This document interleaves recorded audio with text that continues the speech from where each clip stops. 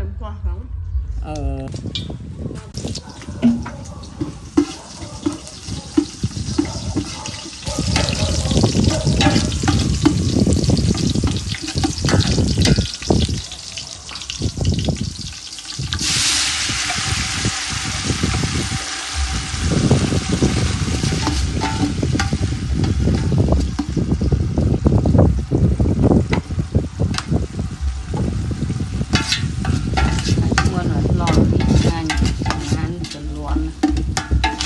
bọt lạnh ở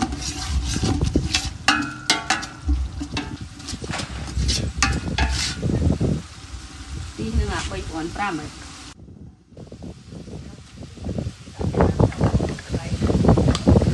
đã open đâu một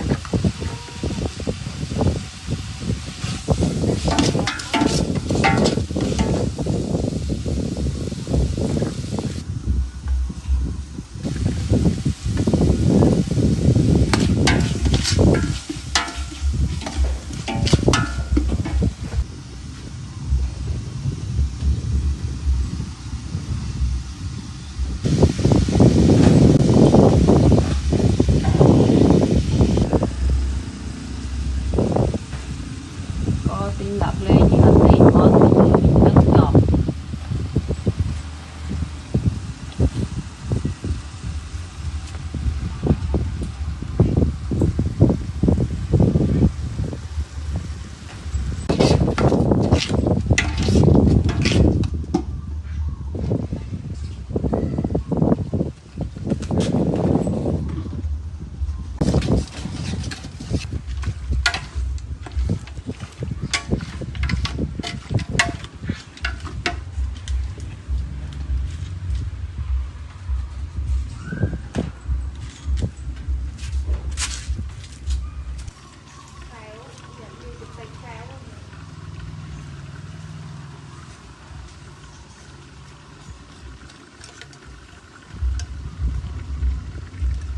cái vùng riêng phơi phơi hóng và đâu nằm vùng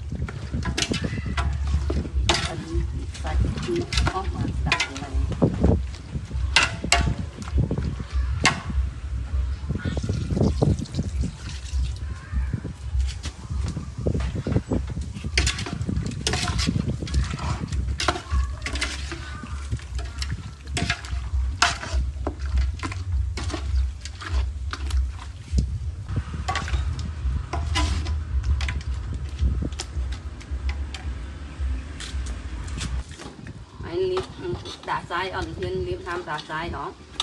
đi cả năm hiên năm mốc on lên nữa